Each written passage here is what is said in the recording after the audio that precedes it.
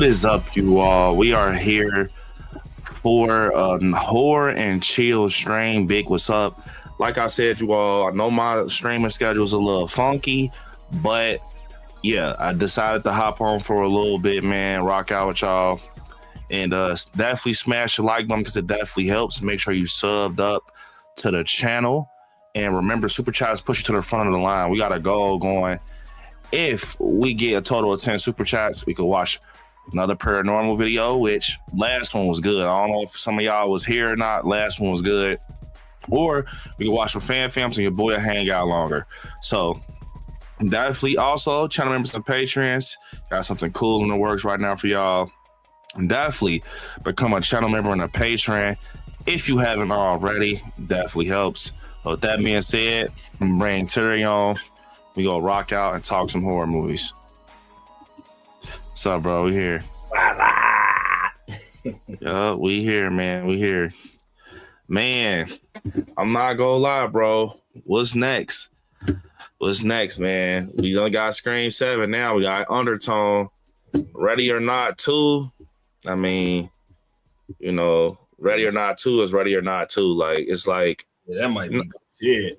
Yeah, I ain't gonna lie. It's like, you know what I'm saying? But after Ready or Not 2, it's kind of like, what's next, bro? Yeah, what's next? I'm trying to think, like, what other movies... Bro, they really gonna be blowing you down about Willie too, boy. When ain't nothing else, nothing else hitting. I'm like, bro, yeah. What's going on? What's going on? Yeah, because I ain't gonna lie. Right now with horror, I think it's gonna be some unique movies to come out though. Like we got the Back Rooms in the works. That's gonna be cool. The Back Rooms. It's Obsession coming out this year. Yeah, Obsession coming out this year. Yup, Obsession. I heard Obsession is good though. I heard some people saw that Fantastic Fest, I want to say last year or something like that, and they said Obsession was good. So Obsession, and then it's another one. What is it? It's Obsession, and I forget the name of the other one. We got Steven Spielberg's movie coming out, so but I don't know like how his shit's gonna play out, Steven Spielberg. But this year is a little different from last year, I will say. Last year had some bangers, bro. Like Sinners. It's crazy because I've been revisiting Sinners because I've been doing like some videos and stuff on it for TikTok and stuff. It's crazy because I remember when Sinners trailer came out and I seen Michael B. Jordan in it, and I'm like, man, what's up, Michael B. Jordan? Is this a horror movie? Because they was marketing it like a horror movie, but it was also marketed almost like the trailer was like a superhero like. It was like Morbius. Like they market. I think the first trailer was marketed as horror, but it was. You know how I'm talking about a real horror trailer. Like it was felt more like action packed. Like not action packed, but I can't explain it. Like I just remember seeing the trailer, and I was like, man, is this gonna be a horror movie? And I think they dropped another trailer, and then. It was that part when Haley Steinfeld was like, "We go kill every last one of y'all," and her teeth were showing. I'm like, "Oh no, this a horror movie." Yeah. When she said that, like, "We go kill every last one of y'all," I'm like, "Oh yeah, this real." I don't think they showed her to like the second trailer though. I think the first one was just like they showed Michael B. Jordan loading up the machine gun, and then they was showing like other little stuff. But yeah, that's why. Yeah, cause after I seen the first trailer, bro, I ain't gonna lie, I wasn't excited about it for real. Yeah, it's like. Second trailer, I was like, "Oh yeah, this a vampire movie." Yeah, that's actually a wild approach though when you think about like a vampire like music type of. Yeah, that's actually a wild approach, but different elements, bro. That had me thinking like how the Exorcist Believer could have been so much more because you had all them religious elements to it, like all them different people with different religions teaming up. Remember that? Yeah. What fucked up that one dude. I don't know what his religion was, but he came in there like he's Superman. Got his ass toasted. Wait, who? Remember dude came in there. He was scared with the Bible. Came in that motherfucker. Yeah. Get your ass out of here. With the Bible, yeah. Yeah, that was crazy. I ain't gonna lie. When the neck got twisted with that was wild. Ken said, "What's up, Scary Fam? Hit the like button. Check out my Scream 8 video, man. Scream 8, y'all. Scream 8 details. Paula, what's up? Jerry, what's up? Gory Tiger. And Jerry said 1 week to Whorehound. Yep, I will be there Saturday, man. Did they add any new people to Whorehound? Because as of now, man, I ain't meeting. I don't know. I gotta see, man. And I want to meet. Hey, Lita gonna be there. I want to meet Lita. Oh yeah, Lita's gonna be there. I wanted to meet Tyler Main low key, but I gotta see like in costume. Yeah. I wish they had like a pre-shot of what he's gonna look like, because I don't want him to like. If he looks like a cosplayer, then I probably ain't go. But if he looks like the screen accurate, like mask and stuff like that, like a rehaul man, like that's different. To take a picture with him is just, dang. They got something where you could take a picture with Ghostface in costume, but from the first one, with Lee Waddell. But it's like, damn, y'all should have did Stu Mocker and Skeet Ulrich. Why y'all ain't do that? But damn. Yeah, if you get all of them in there, I might meet the girl from Happy Death Day. I'll fuck with her. I'll fuck with both of them. Be there from Happy Death Day. The girl that ended up being the killer. Spoiler alert. Oh yeah. Damn, look, Halloween duo. They got Young Michael and Tyler Main in costume. Damn, that's lit. Yeah, it is lit. Damn. Be thinking about it. I definitely got to get Elvira.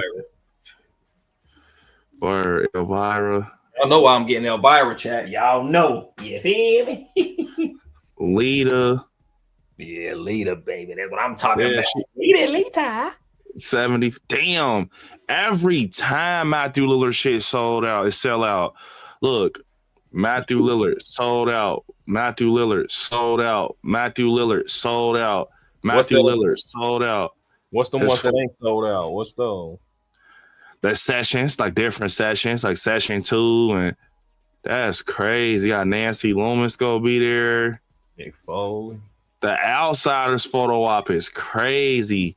Yeah. But I just hey, chat. We ain't gonna let bro get away with that. How he just skipped Mick Foley like that. You wrong, bro. Woo, wait till I tell Monty. I ain't gonna lie. Wrestlers. Mick Foley, we seen him before. Yeah, he was there that one time. I walked up and start recording. That's when I was a rookie, bro. I had to walk up and start recording, motherfuckers. He's like, but damn, they shit selling out like that. Look, yeah. Scream Killers duo, Lillard Ulrich sold out. Damn, Lillard Ulrich sold out. Lillard Ulrich sold out. Lillard, oh my God. Bro, can you imagine how it would have been if Nev would have came this year?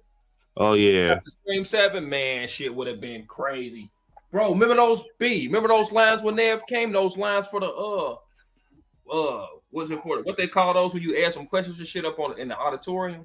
The panels. Yeah, remember how those panels was, bro? Man, those panels was crazy. Remember the lines was around the corner and shit? Yeah. Shit was crazy. I'm not gonna lie. I don't know, man. I think some of my main ones I would want to come to Whorehound would probably be what's the name from Wednesday? Man, I ain't gonna lie, they ain't gonna never bring Jenna Ortega. She like A-list actor now. So she's just one of them actors now, A-list, bro. Like her, Jamie Lee Curtis, and what's some others? I ain't gonna lie, man. I want to meet Shannon Sharp, man. I fuck with Shannon Sharp. The football player? Yeah, Shannon Sharp funny. Man, they bring wrestlers and shit, man. They can bring Shannon Sharp. Nah, they ain't gonna never bring Shannon Sharp. I ain't gonna lie. That'll be crazy, man. Yeah, they ain't gonna bring him. Because, bro, I was surprised they was bringing people like man, the cold BPSs.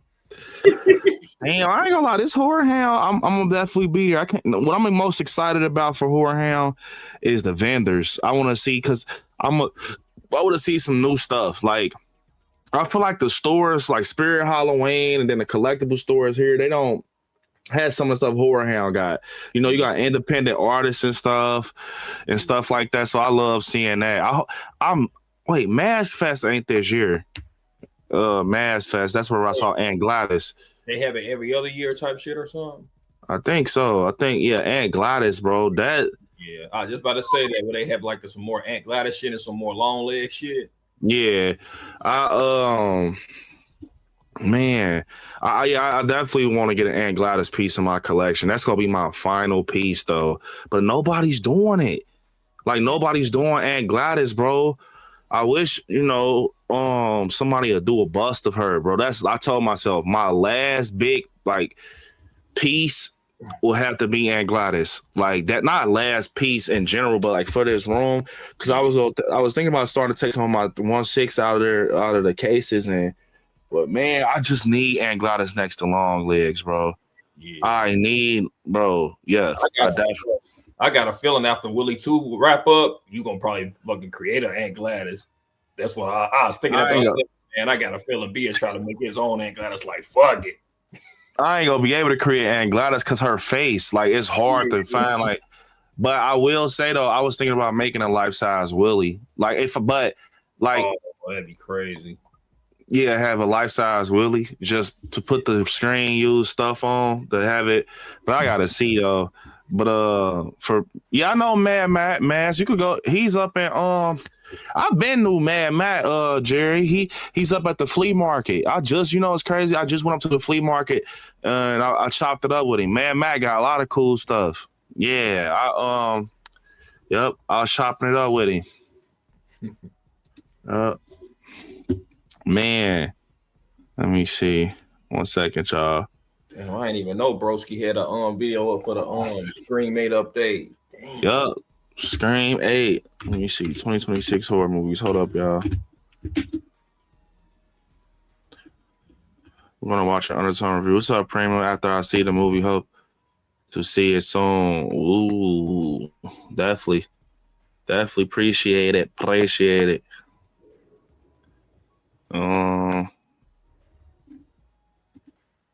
me see. That's another big jump scare. People don't ever talk about that. My house, bro. That shit scared the fuck out of me. I was watching that the other day. That motherfucker said, "My house." Two. Conjuring. Crazy. 26 new horror movies coming to South by Southwest. What the fuck? Let me see. Yeah. Let me see. Dead Eyes, Ugly Cry. Yeah, I ain't gonna lie, it's looking a little weird this year. Like, I'm keeping it 100, boy. Like it. It's looking a little. Yeah. Looking a little weird, man. Bro, you gonna go see The Bride? Nah, that ain't my jam. I told you, bro. I told myself this year for the new year, I wasn't wasting my Cinemark reward. I did give me tickets to the Michael Jackson movie, though. Yeah, I'm gonna be hee in that motherfucker all motherfucking night. I ain't gonna lie. I spent my Cinemark rewards on that. Early access, motherfucker. IMAX. Billie Jean. Thriller. That's my guy on life. I had to make sure I bought them tickets. You bitch. Yeah. Smooth criminal. Yep, I'm gonna be in there.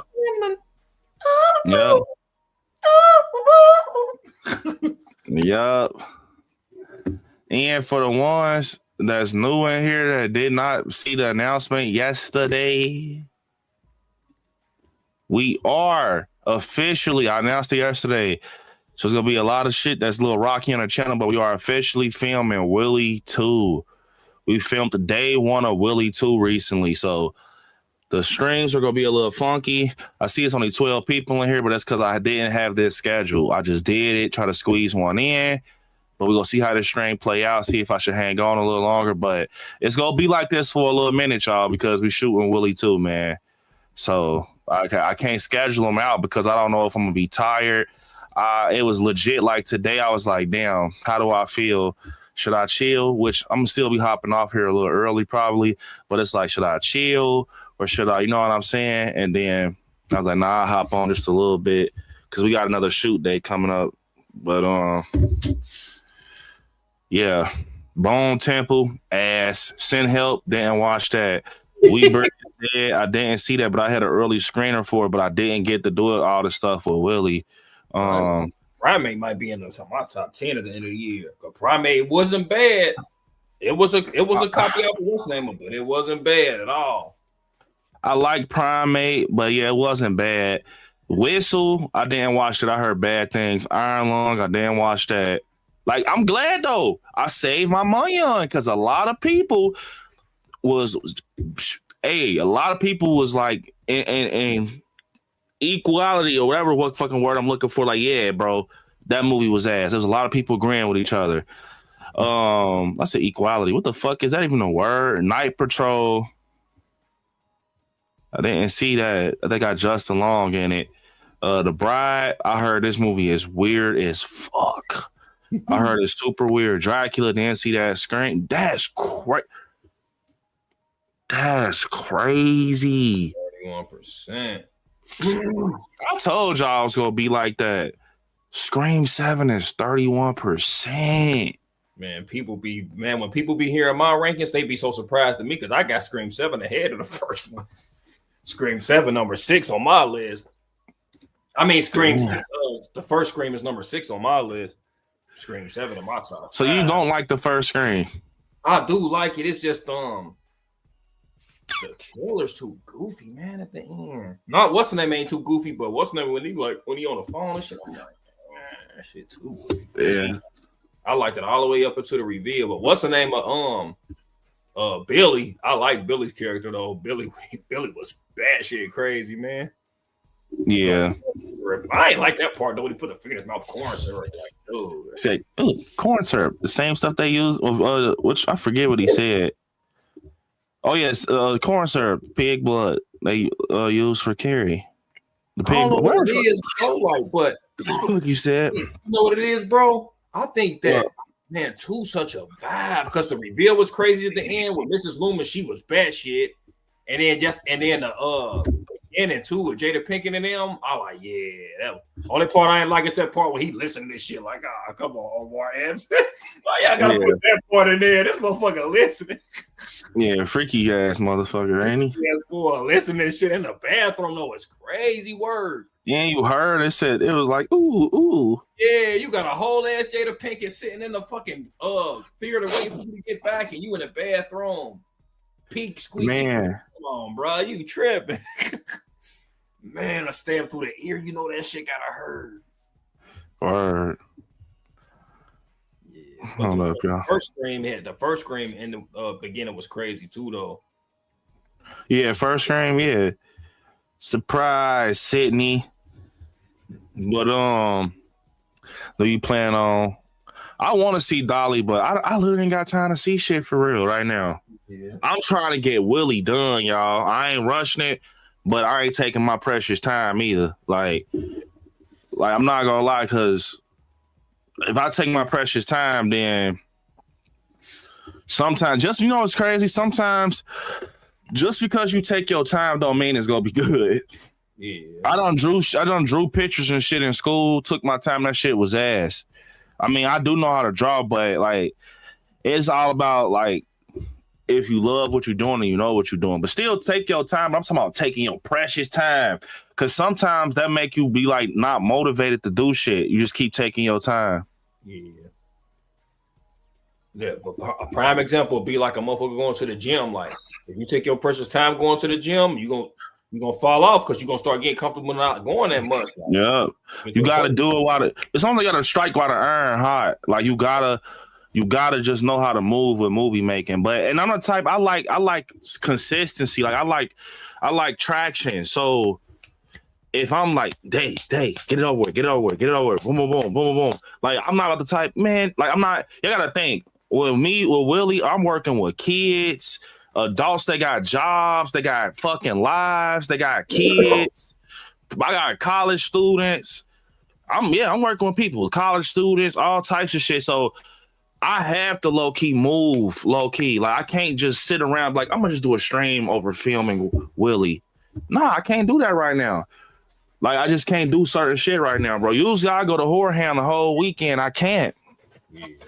I legit can't go to Whorehound the whole weekend because I got stuff I got to do, man. But once that's over, B, he good at striking while the iron is when the iron is hot. Like he say, like 2 examples would be like before the end of Us, when Stranger Things was on his last season, he had the content coming out for that because he know, like he said, it's gonna be here and be gone. Ain't gonna be able to have no more content for real, where it's striking like that. And then Scream 7 over now, but B was striking when it was hot. You know what I mean? Yeah, you gotta do that. Because if I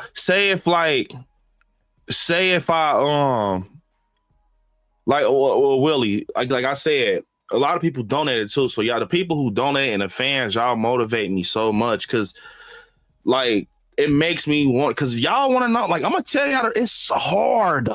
It's pain being put in this shit. Do you hear me? Like pain, bro. Y'all know how my motherfucking fingers feel right now from carrying these big ass like camera rigs and pain. I promise you, pain, bro. Like my fucking lower back. It's a scene I had to shoot. No Diddy, bro. I had to squat. I couldn't, like, no lie, bro. A motherfucker could have walked up to me and did this, and I would have failed. Like when I was putting the shit, when we was all taking the shit back to the car, if somebody would have walked up to me like, "Hey," and just thumped me on the head, I probably would have like, no bullshit, bro. By the end of that day, because y'all gotta think, at the end of the day, y'all might look at me like, oh, Brandon, he could operate like Blumhouse. Nah, I'm still not Blumhouse. We got donated like, I think it was like a little bit close to 2 bands, bro. That, you know how much money like people in Blumhouse and shit get? I'm not Blumhouse, I'm not asking for that, but you know what I'm saying though? And they still make shitty ass movies. Yep. They be having millions of dollars and they make some movie. Some of them make good movies, some do. But a lot of them movies, they had a best budget, like Actions Believer. Yeah. And then, what? If I had that much, I would have, hey, Jonathan, go over here. Hey, Timothy, hey, Terry, like everybody, I'm like, bro, I will have so many people in a group to where, matter of fact, not even Terry, because I would just like, that's why you got departments and PAs and shit. I can't do that. I think a lot of people forget that I legit family and friends. I swear to God, it's legit family and friends. And everything that y'all donated, it went to stuff that like, man, like this. I'll show y'all right now. Wipes. Yep. Look. Towels. We damn sure needed them wipes at the end, boy.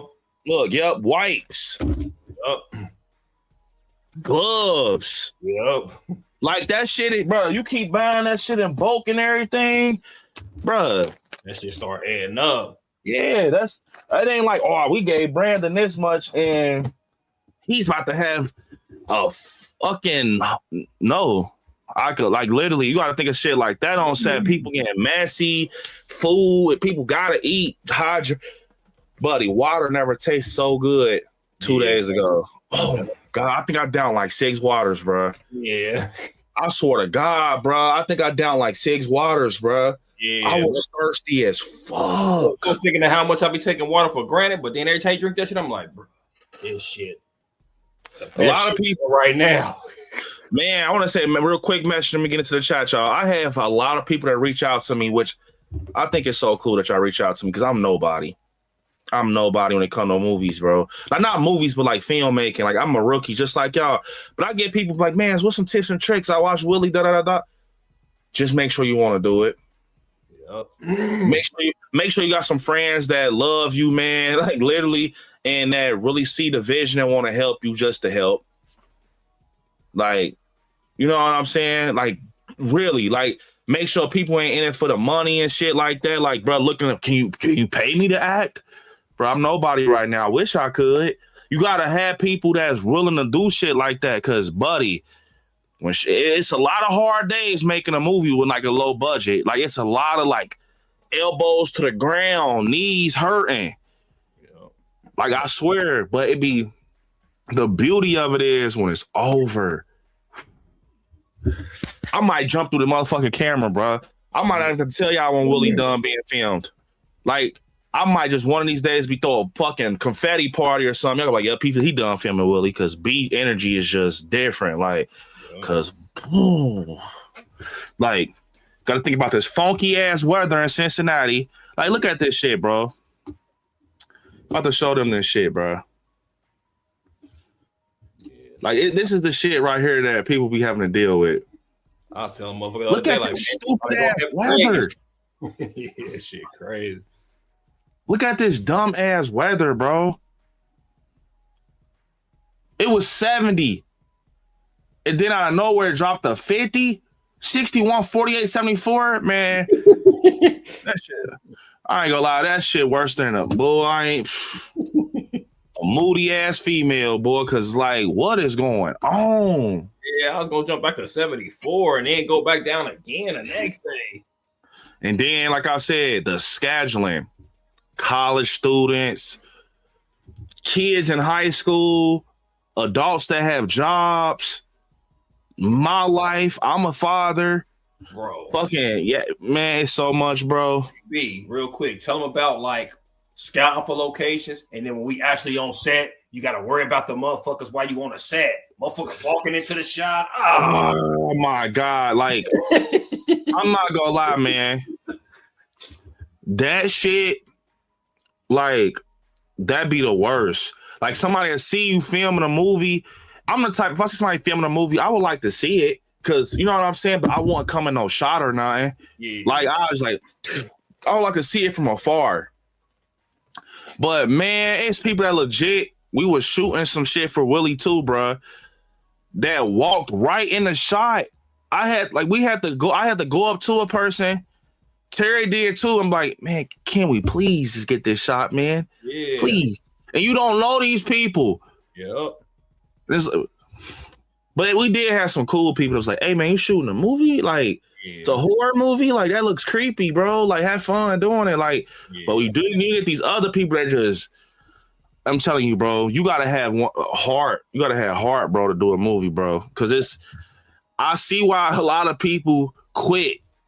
Like, a lot of people be like, they done with that shit. Like, when you think about, like, John Carpenter and like, Wes Craven. Well, Wes Craven, unfortunately, passed away. But, like, John Carpenter. And the thing with them is, bro, they got whole ass PAs and departments and budget behind them, and they still be like, I'm done. Yeah. Like, bro, I just think about that. And that made me appreciate them more. Like, when they be at them conventions, like, man, we don't know how much shit these people been through over the years. Like, yes, gotta appreciate people. Don't know how to act. Like, man, you end up catching the end of the stick because you the better end of the stick because you be that 50th person that walked up and the 49th person before you was being an asshole. So now John Carpenter, like, bruh, no pictures. You know what I mean? Like, shit. You gotta appreciate movies, bro. Like, so I'll be honest with movies. I don't try to trash movies out the gate because, like I said, I know what goes into that shit. But I will say I will hop on a movie ass if you got fan films out here that look better than your shit, and we got budgets of a couple dollars while y'all got $1 million budgets and y'all shit is trash. That ain't right, bro. Adam, man. Adam said, appreciate it, Adam. Adam said, sub scary fam. The scariest movie of the year gonna be Willie 2, especially when the ugly mug, when my ugly mug show up in it. Nah, I ain't gonna lie, dead ass. My guy Adam gonna be in Willie 2. Like, that's gonna be so cool. Where my guy Adam deserves that for sure. And I will say, Adam, dead ass, looking at these lineups for 2027, when 2026, Willie 2 might be up there. Yeah, I got a feeling. No lie, this might be a blessing from God that this year a little light when it come to horror. Because it'll pop up on people's radar the way I'm going to release it. Because I got a plan. Everybody that's a part of, Willie 2, they know I got this plan on how I'm going to release it. And it's crazy, but it's like, this might be the year, bro. Because that's all it takes. That's what happened to Terrifier. Yep. Bro, when pandemic and shit happened, people trying to look for something to find. This year, it's solid with horror, but people looking for slashers. They looking. They like, man, we need somebody to carry right now. And that boy Willie sitting right there. Yep. He's sitting right there, like, all right, just let me get, because all it take, I'm gonna teach y'all something, Scary Film. All it take is one moment. Yep. It only take one moment and the right person to get a whiff of it. And then be like, oh, what the hell is this? I swear to God. I done seen it 1,000 times happen. If you keep shooting your shot, poo, poo, poo, one of them go in. Yep. Literally, if you could be Shaq O'Neal, bruh. If you keep shooting your shot, one of them going in eventually. Yep. They don't give a fuck if you shoot like this, underhand. You keep tossing that ball by the rim. Yep. One is gonna go swish, and that's all you need. And that's all she wrote. Bro, and you gonna get them people that say, "Oh, you missed 5,000 shots." I don't give a fuck how much I missed. I hit this one. Yup, that's what it is. You missed 5,000. You'll get the people. Oh, you missed 5,000. You ain't got no jumper. Cool. I made this one though, the one that count. This one counts. That's all that matter, and that's why I'm telling people, with Willie, I'm gonna keep pushing him, but this one gonna be different because I feel lucky with this shot. I feel very lucky with him for a certain reason. That's all I'm gonna say. I feel very lucky with him. And I ain't gonna say be turned down shit for this for Willie too. Oh yeah, it's a lot of stuff I can't literally can't say shit. But y'all, man, it's crazy work. I know B was like, damn. Yup, crazy work, man. But our first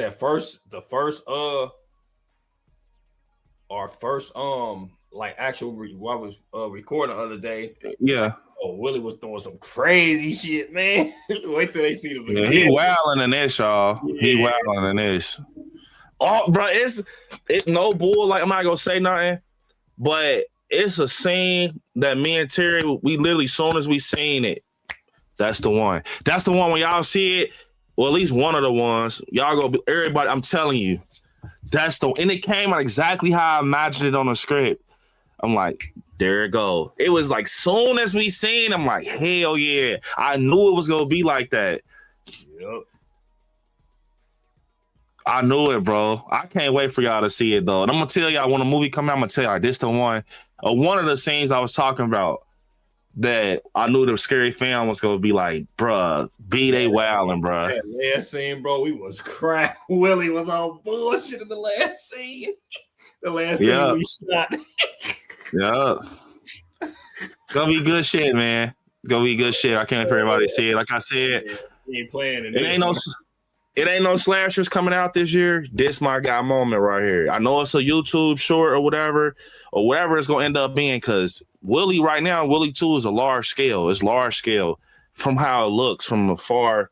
It looks like a large scale, but the way it's gonna be handled, he ain't gonna have no choice but to be mentioned. And like the free agency or some who are like, hey, y'all seen that motherfucker, bro? Like I'm telling you, y'all go see. You'll have to put him in the front of the XXL magazine. That's how it's gonna be. Yup.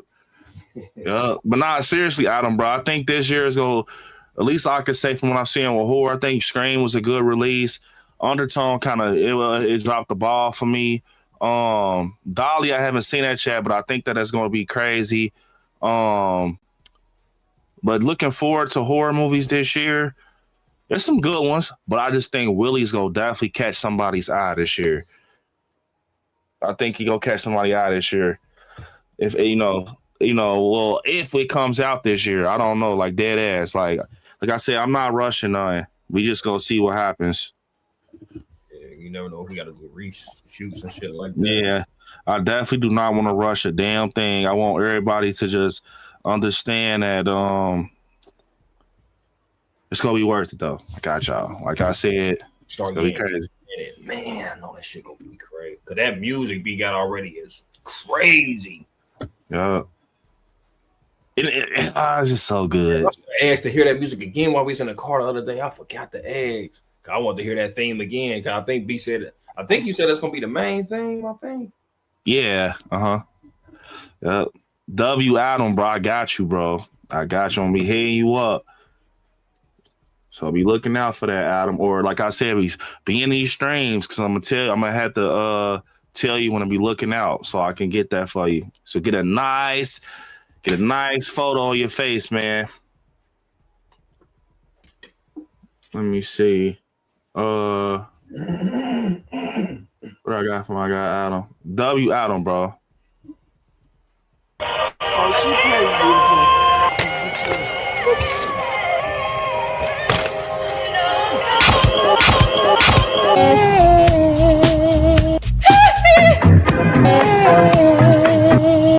Oh, God damn it! God damn it! Come on! Here's $10. That motherfucker look down. This is all I get, man. W Adam. Yeah, that's crazy. But you see how I was looking at him? He was like, yeah. All I get $10. Whacked his ass was the crazy word. Crazy. W Adam. W Jalissa. Lisa. Yup, W Jalissa. Hot film, hot scary film. Make sure to stay the like when I be off work at 15 minutes. 15. W Jalissa. W Jalissa. W. All I'm gonna say is I know Jalissa stays on the West Coast, but I will say, depending on, I might be out on the West Coast to take care of some stuff to my scary film. I ain't saying nothing confirmed, but it depends on everything with Willie. But I got a cool opportunity on the West Coast, so I might, my scary film, I might do some crazy pop-up stuff because it's rare that I go out there because I'm on the East Coast. So if I do, I'm gonna let my West Coast family know. You know, I might do a pop-up just so we can meet because a lot of y'all, we can't even do conventions together because unless I come like H50 or some shit like that. But if I was, if I was to come, it'd be in LA and maybe Los Angeles, and maybe I'll do like I can't say too much, but maybe I'll do like a pop-up shop at like a horror store or something. California. Shout out to Dr. Dre. He just became a billionaire. Woo. $1 billion is crazy. It is crazy word. Check out the ILIKESCARY. Yes, check it out. Definitely. Speaking of that, I just seen, I think it's, let me see.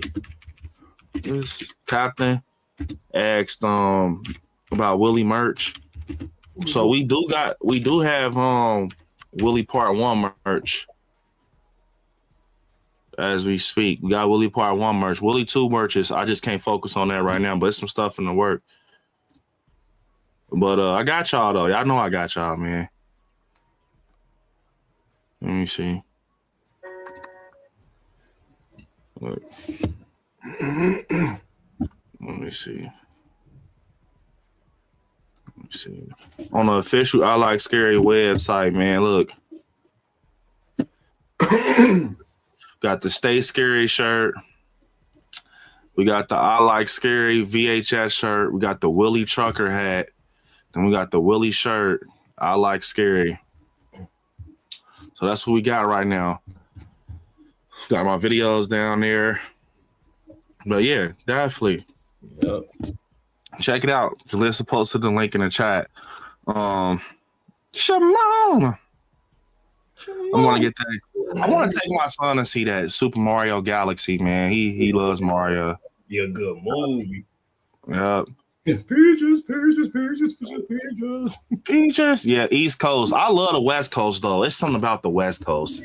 Like when you just see that sunset, and it's just like, you know, that purple and pink sky. I love In-N-Out Burger. Oh my God, In-N-Out good as fuck. Well, In-N-Out is good. I like that Santa Monica Mall, man. Santa Monica Mall, yeah. Fine, you understand me out there, boss. He funny as hell. Yeah, B, go check out The Bride, y'all. Oh, I forgot about The Mummy, man. Yeah, The Mummy. I want to watch this. I want to see it too, but I don't know, man. It's a fresh. This is fresh. Like B said, it's a fresh take on it. So at least we got that. Yeah, Lee Cronin's The Mummy. I'm gonna check that out. That'll kind of. I'm gonna sue them. Yep. Holcomb. Definitely want to check this out. Holcomb. That's my jam. Holcomb, man. Yeah. That was my second most anticipated. Holcomb. Yeah. Evil Dead Burn. I mean, it depends. I think, yeah, I'm excited for it, but it depends. On like Resident Evil. Yeah, I mean, of course, Resident Evil. I hope they do good by that. Don't mess it up like y'all did Silent Hill. Other Mommy. Yeah. Clayface.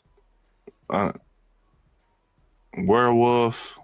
I'm excited for Werewolf. I think that this gonna be better than Nosferatu. Hot take, but I actually think that this gonna be better than Nosferatu, and it's coming out on Christmas. So I love going to the movie like around Christmas. The movies around Christmas time. Yeah. I love that feeling going to the movie. And you know another thing that makes it's gonna make it so cool. It's a Robert Eggers movie. Like his movies feel like Christmas in a weird way. Like he got this gloomy ass Hey, I ain't gonna say too much, but I'm starting to fall in love with gloomy movies, bro. Like Robert Eggers, like you cannot. That's one thing you can. I'm gonna pull it up real quick. One thing you cannot take away from Robert Eggers, his movies is beautiful, bro. Like I'm dead ass serious when I say this. Like I'm about to show y'all this real quick. Like really, and I got to see this when it came out. When you see them in the theaters, they be a vibe. So good. Like one thing you can say about Robert Eggers, his movies is some of the best looking movies. And you know how yesterday we had that little rabbit hole about like movies looking the same. Nobody shit look like Robert Eggers shit. Oh, you like his shit is a staple. Like it's his. Like see how that look? Oh my god! Like that gray sky. Yeah, that shit just looks so good. That gray sky was crazy. I remember seeing this in the theater. It's so good. Like that saturationless. It's like that saturationless look. Like because nowadays, what I'm learning with a lot of movies, they like using like a lot of saturation in their shit. But Nosferatu kind of shows you don't always got to use saturation. Meaning, to let people know, because some people might not know what saturation is, it's when you pull all your colors up. Yeah. Like when you pull them all the way up to your red, your greens, your blues, like you just pulling them up and everything looks super bright type shit. And the skin starts to get like a tint to it. But Nosferatu, he has like a pale, like saturationless thing going on. But you know what's cool about it? It matches the vibe. Like, look at these mountains in the snow. I literally could feel this right here. Yep. That's one thing you cannot take away from him, bro. His movies look crazy. Like, see how she almost looked gray? Yeah. That's the moonlight. And he put color where he need to put color. Go back to that one part, bro. Go back. Yeah. See what I'm saying? When he need to put color. Yeah. When he need to put color, that's when he do it. Robert Eggers is a prime example of his editing skills is that simple is better. Like William Dafoe obviously is looking like he's looking at a fireplace or something right here, and the fire is burning in his face. And then you go over to like her, she obviously looking at moonlight and shit. Yeah. Like, bro, that's so cool. Like, look at that shot right there, bro. That shit look good as fuck. Oh my God.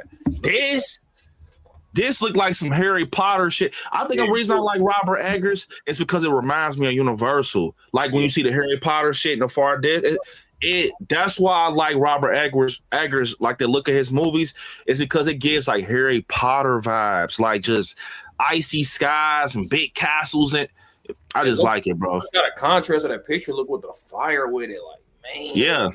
And I feel like I'm just starting. At first, I did not used to like saturationless movies because it used to make the movie feel dead. But as I started watching movies like Long Legs, Nosferatu, Black Phone ain't too saturated. It's a little saturationless, but Nosferatu was really saturationless. Like it ain't got no color for real. But like, look at that. He did it that way to match the vibe of the story. The story that he's going for. Yeah, yup. And then look, see, peep how this teal. This little teal color right here is like super bright.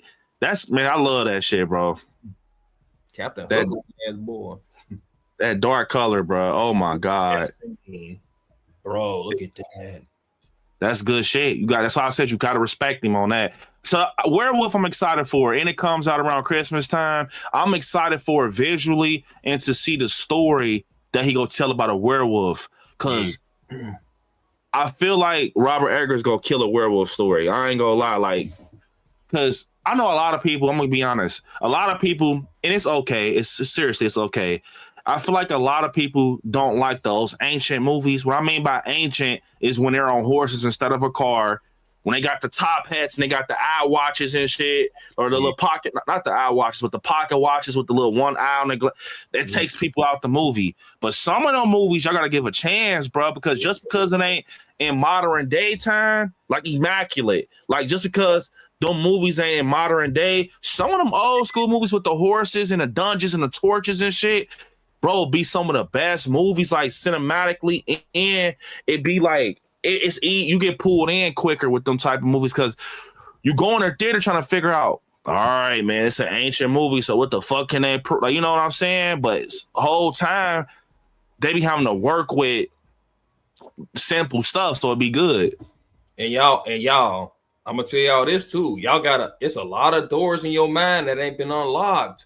Yeah, exactly. Some of them doors is go on Tubi. That shit free. Go to a certain movie. If it look a little bit interesting, click into that motherfucker and start watching it. You might find a hit that you fucking fuck with. You know a movie that I'm gonna tell you, a movie that really actually is kind of like that has that vibe to it. And I see somebody, Prima actually said it, but first I'm gonna say The Village. Have you ever seen The Village? The Village is one of those movies I don't see people talk about. Got that ancient Nosferatu vibe. Sleepy Hollow also got it. The Headless Horseman and all that shit. It's a certain vibe where it's like it's the same as Robert Eggers' Nosferatu, but them the movies people be trying to judge because it'd be like, oh, it's an old looking movie. It looks super old, like 1900s. And it's that movie called, I think it's called Cursed, or Cursed is about a werewolf with the silver teeth. People don't give Hansel and Gretel, people don't like taking chances on it. Yeah. People don't get a Village. I mean, not The Village. People don't get a Witch enough credit too. The Witch was crazy, and the way it was shot. Oh yeah, The Witch. Yep. It's movies that what was it that fucking ran into him? I forget. That goat looking thing with the Yep. Nosferatu's I know I don't mess with Nosferatu, but that actually, I'm looking forward to the werewolf though, low key, because it's like, bro, that's Christmas time with a movie coming from Robert Eggers, but that's gonna be a vibe, bro. Like, I'm not gonna lie, I will go see that like after everybody open their gifts and shit on Christmas, after eat some good food, go to the theater at like 8 o'clock, 7 o'clock, but that's so good, bro. Bro, give me your opinion on this. Do you feel like What's Let Me Get the credit it deserved? Abigail was good shit. Nah, Abigail. I think the reason a lot of people didn't mess with. I loved Abigail though. I love Melissa Barrera and they love seeing her in a different role. I think a lot of people don't like Abigail because it has a lot of like cheesiness to it and it's not serious. But that's like I told y'all. Willie Tugo had comedy. I like comedy, bro. Like I feel like comedy and horror are like brother and sister, bro. Like they. Not action and horror, comedy and horror. It's like brother and sister, bro. Yeah, it was funny when she was a step dude in this leg. Dude was funny as yeah, I like Abigail. Abigail was good. I like the story they were telling about the burglars trying to, nap Abigail and stuff like that. She had the mask on. Melissa Barrera put it. I liked it. It was good. I think one of my favorite parts was they thought they had her in that cell. She broke out in motherfuckers. Remember she was dancing. She was like, oh, that shit. That onion shit was crazy too. The onion, about the onion. Yeah, I liked Abigail. Good shit, man. It was a breath of fresh air. It wasn't, you know what I'm saying? It came out at the right time too. Yeah, Nosferatu was good shit, Adam. Funny as hell. Man, W. Audi said I loved Abigail. Abigail is like, because remember we having that talk yesterday, y'all, about movies being the same? Abigail ain't the same. You ain't never seen nothing like Abigail before. Like, see what I'm saying? It be people that, and it's okay to like what you like. I understand people like, I like what I like. It's just like somebody trying to force somebody to eat crab that don't eat crab. Cool. But sometimes it be movies that be like Abigail that you will never know that's so good and you like it all because you see everybody, man, I ain't going to see that. Just go see it for yourself, bro. Because Abigail, it was good. It was a good watch. It was a fun watch. It was a breath of, I remember when I left the theater, I said that Abigail made me feel like I got like some separation from what I'm used to. Like I just felt like a relief. Like, damn, I laughed. I had fun. I saw people get took out. I was interested in a story. Some movies just be point A to point B to point C. It'd be like, See what I'm saying? Like some movies, you like I hate knowing now. It's like I'm getting older or something. Like I hate now that I'm getting older. I feel like I hate when I know it was about to happen in a movie. Like I'm so immune to horror. It's like plot A, plot B, plot C. Switch it up a little bit. Abigail switched it up, bro. Yeah. Yep. And when it comes to movies, I feel like some movies like get the bad end of the stick because people be thinking, it's just gonna be like just like the other, like The Last Omen. A lot of people ain't even want to go see it because they feel like, we ain't need another movie. It's gonna be the same. It was good. Last Omen was good. Yep. Last Omen. The Northman. Yeah, Northman is a good one too. Yup, The Northman. Russ, what's up, Russ? Let's smash the like button. Definitely. What's up, Russ? Let me see. I'm looking forward to Werewolf. Yeah, I'm just looking forward to it because it's Robert. Like visually, oh my god, in IMAX, man, Lord fucking Jesus! Like him and Ryan Coogler. Oh my god, Robert Eggers. I would never, bro. The best movie theater experience I ever had visually had to be Sinners 70mm, bro. Yeah. It had to be Center 70mm, bro. Like I still think about that sometimes. So we don't have a 70mm theater here where I stay. So I had to go an hour and 30 minutes. I never drove that far for a movie. I think it was like an hour and 40 actually to Indiana State Museum. Yeah. Bro, when I walked in the theater, because I was like, I'm not gonna lie, Ryan Coogler had me convinced. Like I was in a rabbit hole. He was describing how his ratio of film what he injected in the movie to be shown in certain formats and shit. And he was like, bro, the best format is 70mm. And I'm like, I never watched a movie in 70mm. That'd be them long ass screens that be skinny. And then they open up and shit. I'm like, man, I want to go see this, bro. 70mm. Bro, the moment I walked in there, wait, 70mm was, it was like, I think it was it longer or was it bigger? I can't remember. I think it was longer. Wait, no, hold up. Because 235th is a 70mm. Yeah, it was longer. And it'll open up sometimes. Like it was like the ratios would be like this and then it'll open. So like when they had the fire and stuff and they started, it opened up. Yeah. Like, and I remember noticing that because I watched Big Sinners like 4 times, but that part when Jackie O'Connell jumped down and he was like, I got gold, bro. It opened up and it showed the sky, like the pink sky. Yeah. I said, oh yeah. Monica, I heard Monica say shit. Yeah. And I don't never hear Monica say shit like that. When they open, when we saw it in 70mm, it opened up and it was so bright. I could see everybody facing the theaters. Yeah, like Monty was like, shit. Oh, how did that scene look when they all start catching on fire towards the end? I bet that shit looked crazy. I don't even have to lie, bro. I can't even remember, bro. I was so like, I just remember that scene with the Remick jumping, like boom. It's because I remember Monica saying shit because the sky was like pink. Yeah. And he's like, I gotta go. And I remember just like, this what Ryan Coogler means. And he motivated me to start like with Willie too. Obviously, it's some 16:9 in there, but it's some 2/35 in there. I got some 4/3 shit in the works.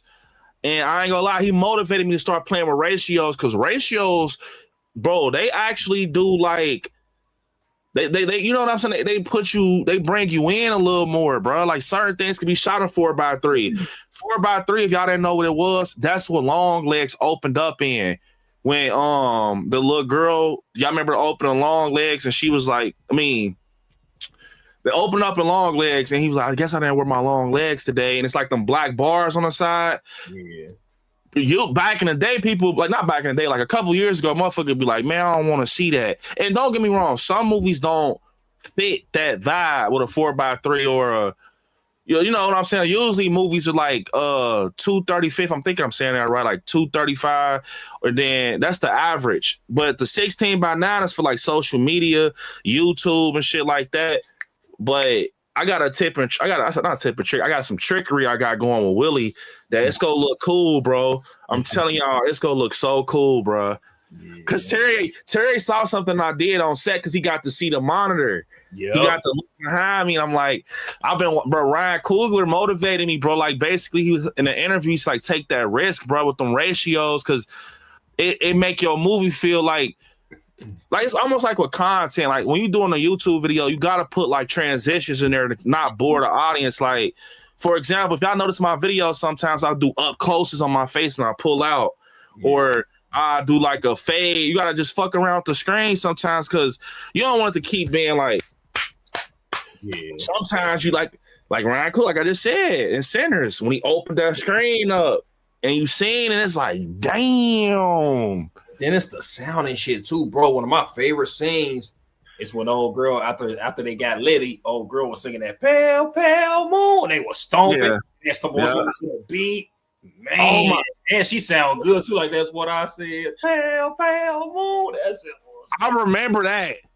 I remember seeing that in theaters. But that wasn't 70 millimeter. That was in IMAX. So I saw it in 70 millimeter IMAX and I saw it in regular IMAX. Bruh, I'm not gonna lie. That part, the doom, and with the Dolby, doom. Yeah. Doom. And if you notice, what I think was it IMAX? I think it was either IMAX or Dolby. I saw one in, but I just remember when I was watching Sinners, the theater I was in, it's speakers behind the screen. Like if it's like a scene where, like, bro, so if it's like a scene where a sky's outside, if you look at the bottom of a movie theater screen, not all of them, only in Dolby or sometimes IMAX, they had like big ass subwoofers behind the screen. You could see the shadow, the rectangles. And I remember when I was watching Sinners, it was an outside scene. I'm like, what the fuck is that behind the screen? Is the screen cracked or something? And I'm like, oh, them speakers. Cause I'm like, this shit loud, low key. Boom. And they got some. So I ain't gonna lie, y'all. A couple years ago, the shit that I'm talking about now, you couldn't ask me about.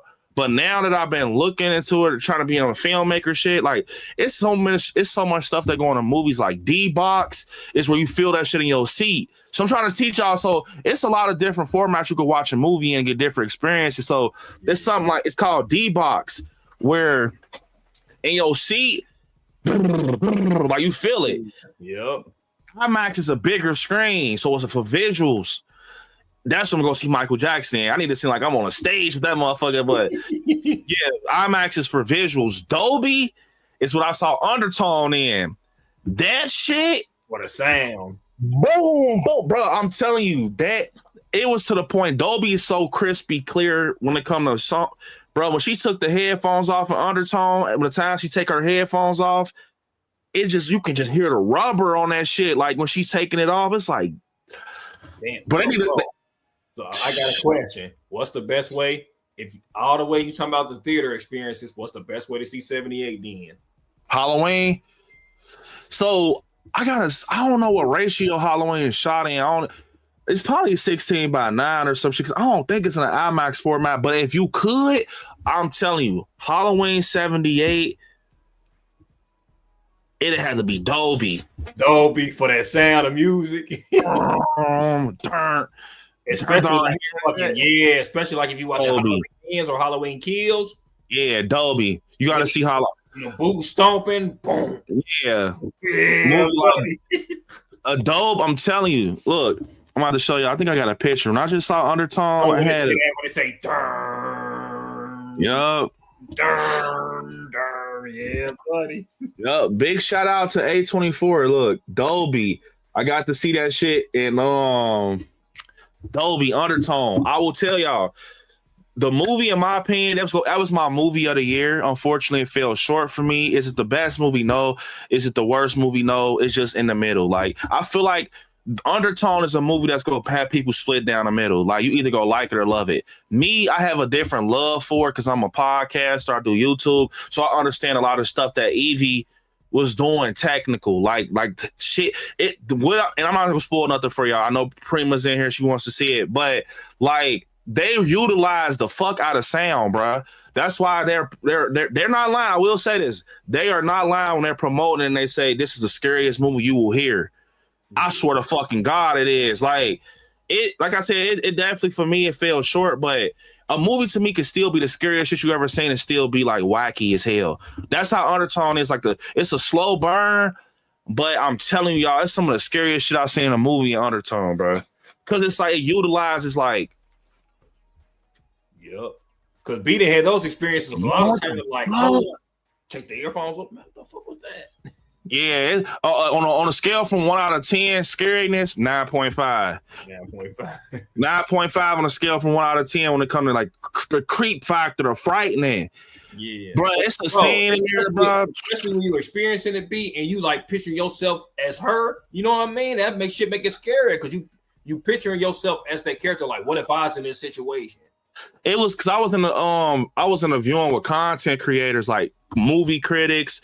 Because I will say this also, it's a different when you're viewing with your general audience and you're doing it with like movie critics or people that got granted early access, content creators. Because we had different reactions. Like, I mean, it's still like the general, but y'all just have to understand what I'm talking about. Like, but man, I got to see it, and usually it's not like that with content creators in an early access or early premiere, because we are immune to horror. The general audience usually be the ones that screaming and jumping and shit. Oh my fucking god! Like the content creators and the critics be knowing, like they be like, man, I'm here to grade this shit, bro. I'm telling you, man, it was a scene in Undertone that had everybody in that bitch jumping. Oh, fuck, shit, motherfucker, like. Nah, I'm telling you, that shit had me. I usually sit recliner on them, y'all. Boy, I was pulling my knees up. Like, I was like, I'm like, this shit, fuck, bro. But I just couldn't get into it too much. But Abigail would have been better if the marketing would have hit the vampire. Yes, I agree, Adam. They should have never showed that Abigail was the vampire. Yep. If they would have imagined that, Adam is so right. If they would have showed that Abigail was not the vampire, they would have just played it through, and they just would have just said it's a vampire, like almost kind of like how Sinners marketed. Like we knew, well, they did show they vampires, but they did it in a unique way. Sinners did. They marketed it where you seen Michael B. Jordan, he's like, "Come on, open the door," and then you seen Haley Steinfeld in the second trailer, and then you seen Remick. Yeah, I agree. They should have just not showed Abigail. They should have showed her because she was only one. She was one vampire. I think they were scared, bro. They were scared of not getting enough asses in the seats, like because if people don't exactly know what it is, motherfuckers might not show up, type shit. You know what I mean? Because horror fans, and then they wanted to like appeal to the horror fans, like, look, we got a vampire movie for y'all. You know what I mean? So they probably in the middle, kind of scared of like which route to go with it. But I will say, you know what I mean? Like, some things with marketing you gotta keep on the wraps, though. That's another good topic. Like marketing movies, like Scream. Yeah. I'm glad I brought it up. I said I was gonna get their ass for this, buddy. Y'all put them motherfucking deaths in that trailer like that. Yep. Oh, y'all crazy. Y'all really wanted the people to sit in the fucking theater that bad. Y'all spoil all y'all deaths in the fucking that is crazy. Yes, put hella deaths in the trailer. That's crazy, bro. Like, I thought it was gonna be some shit like, I mean, one of them, I don't want to say no names, but one of them is kind of like, but it's like, man, yeah, y'all realize go do some shit like that? Yeah, Scream 7, y'all gotta do better with y'all trailers, bro. I thought Blumhouse was bad. Like, it's like, man, I'm gonna tell you who else got a good trailer. Black Phone 2. They don't show shit for real. Black Phone 2 don't show nothing. I feel like Blumhouse and Spyglass don't give a fuck enough about their franchises. It's almost feel like they just got it for a money grab. You know what I mean? Give it to people that really love the franchises, man. Like I said, one thing about me, I do like not marketing, but I do like collabs and stuff for like, a lot of these movie companies, but I always remain me. I don't give a hell. I will say Blumhouse, buddy. Like, I see some shit with Jason Blum saying, what the hell did he say? It was an article where he said something along the lines of like he about to start doing more IPs. Yeah, that's what he said. He's trying to do more IPs let me see if I can find an article. He said he's going to do more IPs with a lesser budget. I swear to God, I read it. Let me see. Man. So how he trying to do low risk, high reward is what he trying to do. Yeah, he's trying to finesse. Yep. Like, you see Evil Dead? We got the Evil Dead franchise over here.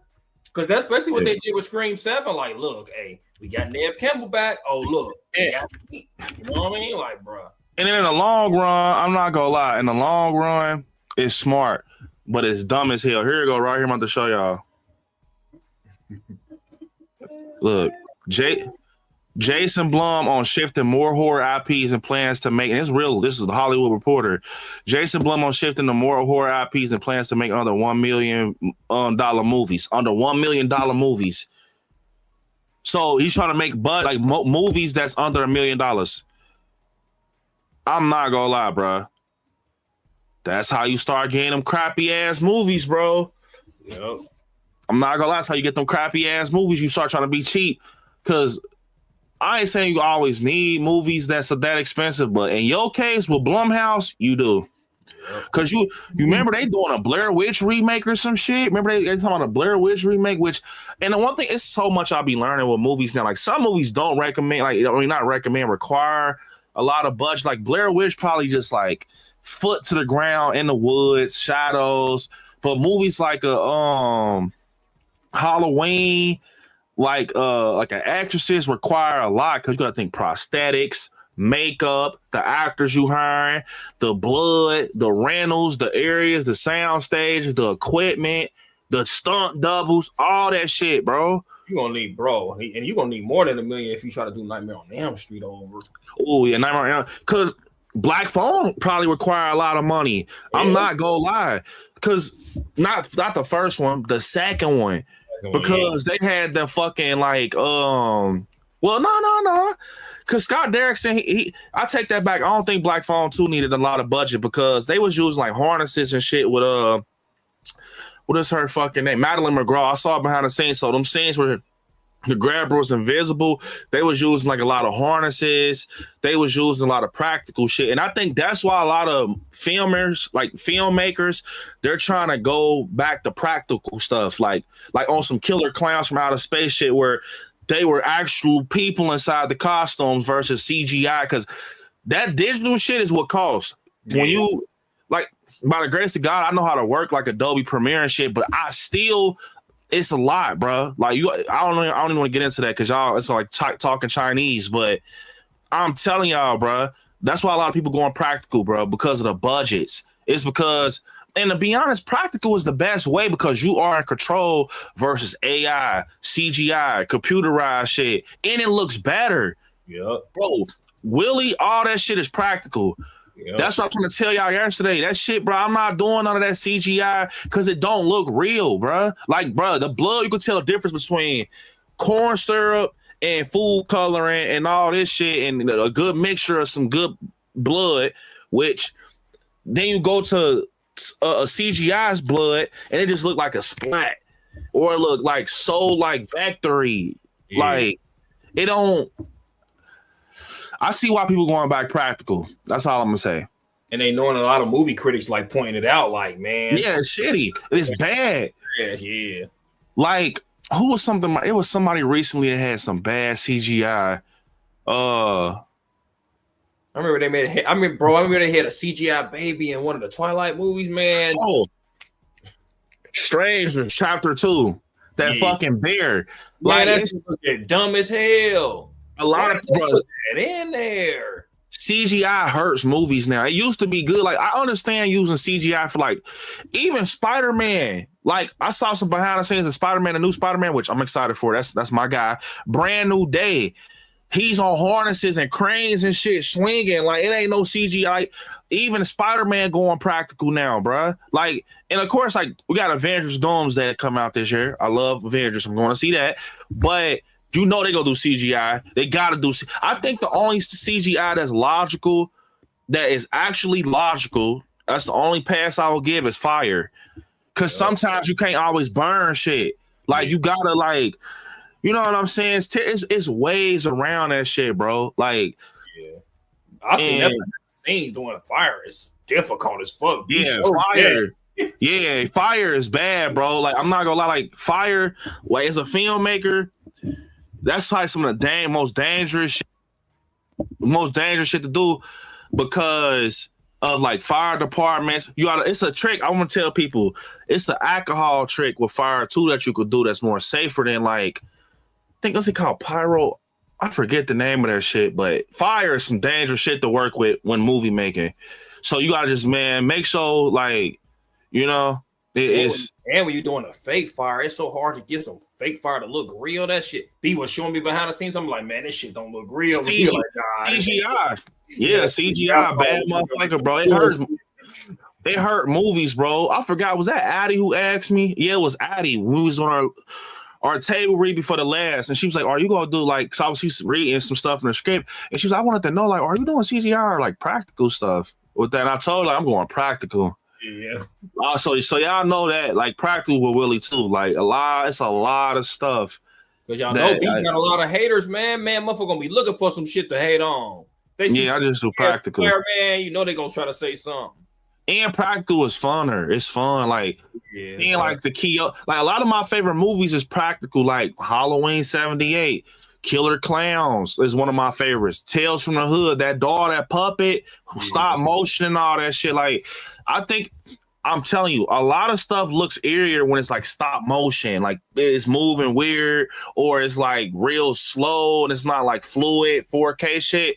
I'm telling you, I'm learning a little bit goes far, bro, with movie making. When you start looking at like the Ryan Cooglers and shit, like that's cool, but that's them. That's how they, you know what I'm saying? That movie Sinners was made. Ryan Coogler said it. It had to be big. Sinners had to be a big scale movie. Look at Black Panther. He started off like that. But then you look at people like Damien Leone, who started off a little grindhouse and rugged, where it's starting to digest good, like Texas Chainsaw, Ty West's X. Like, them movies matter too, bro. Yeah. All that shit ain't gotta be 4K, bro, and just CGI'd and added. Like, it don't have to be like that all the time. Yep. Byron said, I'm waiting for Backrooms to come out. I'm excited for Backrooms. I'm excited. I think it's going to be one of the best movies this year. I definitely agree. Lower budgets belongs with original ideas, not IPs for real. Yes, Adam. Yes.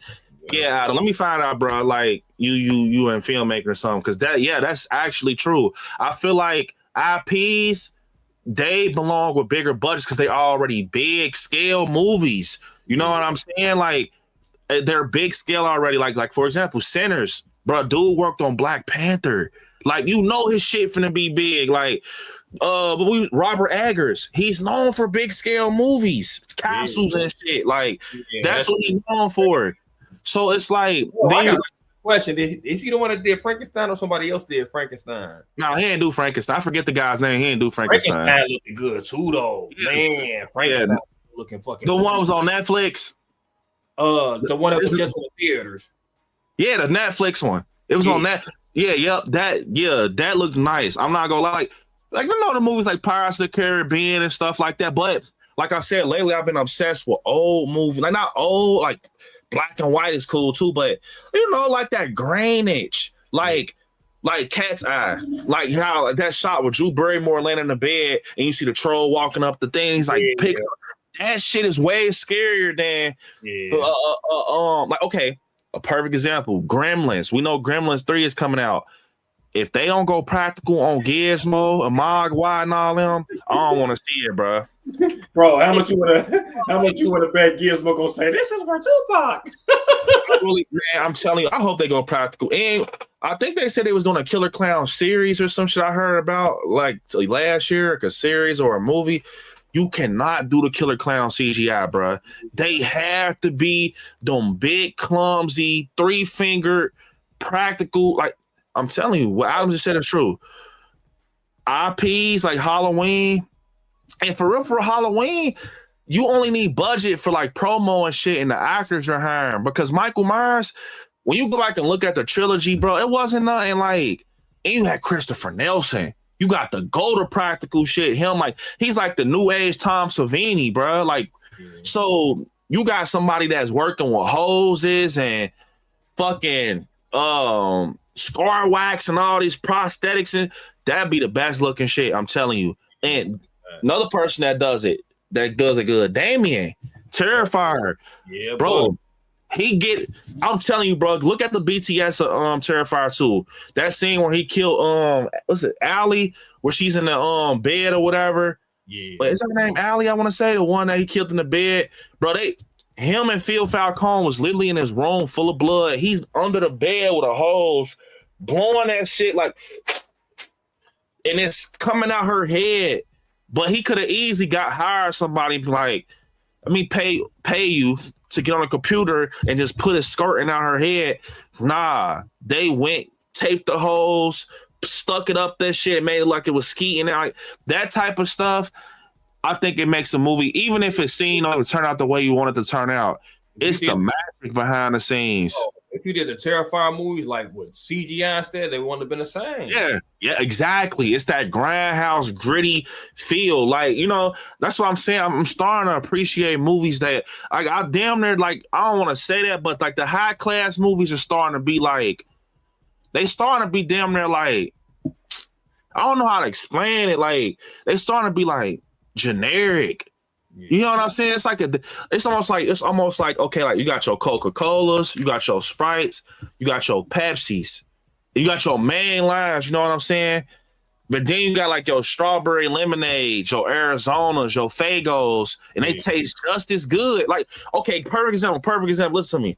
You got your Dr. Peppers, you got your Coca-Colas, your big brands, right, with the names on it.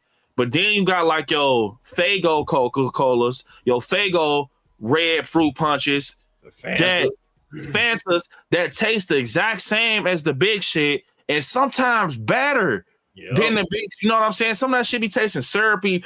Once you crack at the end of the day, Coca-Cola is Coca-Cola, Mountain Dew is Mountain Dew.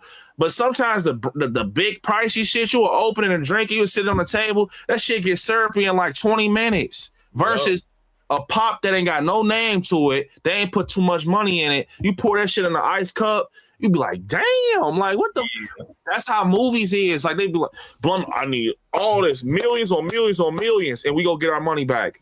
Meanwhile, you got some shit like what's in theaters, Dolly. I ain't heard nothing about it, but I'm just saying, for example, they obviously just like Terrifier, but bro, it's I promise you, the payout be so much better when the shit be simpler, bro. Like don't stress. I've been having to tell myself that don't stress yourself out, bro. Like when it comes to movie making, because a lot of the best movies is made with nothing. Like literally nothing. It's errors in every movie. Fucking Michael Myers was walking down the street in Haddonfield with palm trees during Halloween time. This motherfucker walking down the street, is palm trees right there. But look, the movie's so good though. Halloween 78 is so good, you don't even notice that it's so many errors in 78, bro, now that I know about filmmaking, but the movie's so good, you don't even care about that shit. Because you know the love, got Robert Englund picking the leaves up on set and shit. You know what I'm saying? You got all this magic you heard that happened behind the scenes, and it make you love it. Like, what was another era? Okay, the opening, when it say Haddonfield, remember how it opened up in the street and it says Haddonfield, and it's like it just shows the middle of the street, and you can see like one leaf drop, like then another. You can tell a motherfucker behind the camera dropping the leaves in 78, like drop right now, drop. But it's still like you love the movie because it's like, man, it's little errors, but it's a good story. Yeah, people don't understand that shit, bro. I think it's a good story. Yup. I can't wait to see Right Here Now too. Yeah, I can't wait to see Right Here Now too. Samara Weaving. Gremlins said Adam said Gremlins is going to be practical because that has been a hold up on it. I hope so, Adam. Hey, I'm telling you, if we find it has to be practical, right, Adam? Because Five Nights at Freddy's was practical. Yeah. Oh God, Five Nights at Freddy's was practical, bro, and that's why them animatronics looked creepy like that. And they was moving and shit. That wasn't CGI. Freddy Fazbear, I literally was for the first Five Nights at Freddy's. I was at Universal Studios, and I got to see these animatronics in person, bro. Chica, Bonnie, Freddy, they real, bro. Them the ones, bro, from the movie. They big as fuck. Yeah, man. Remember Freddy was about to sock his ass on that first one. Whoa, Gizmo, bro, I ain't gonna lie, B. That's gonna hurt my feelings, man. If they fuck up Stripes, man, you gotta make Stripes practical. Now I think what Adam said is true, because Adam said that's why they taking, because the thing with practical shit, like it's all about the puppet, the person who creates the puppets, or the person behind it. Like, do you know what I'm saying? That's behind creating the puppet. They got people out here that deal with that shit. Like, And too, you can't make the puppets look stupid though, man. You gotta make it right. Don't try to get too creative with the gremlins and fuck them up, man. Yeah, because I think that. So another movie that I heard, not confirmed, but Monica's very excited about it. We just heard it out in the ether, But they was talking about making another Grinch, everything. They was talking about making a Grinch too. But it was like something we heard last year. Like I forget, but it was a trusted source though. But it wasn't too much news on it. But like the Grinch, the shit that I heard about what Jim Carrey went through to be the Grinch, like him and Robert Englund and like Jamie Campbell-Bower, Vecna. So that type of shit is crazy. Like they just sit in a chair for 8 hours. How long did Robert Englund have to sit in the chair for his makeup? I think I got a Fangoria magazine that's actually, I got to look in our storage, that's based off of that section when Robert Englund was talking about that shit, like with Freddie, what he used to have to do. And I think he said 5 to 6 hours. Man. Just to do fucking makeup for Freddy Krueger, bro. Yeah, you gotta be strong to do that type of shit. Cause what if you get all that shit on and then there's certain motherfuckers that's in the scene can't show up that day? You be mad as hell. You got all that shit on, bruh. I'm about to paint somebody, bro. What you mean you can't come in today? Nah, at that point,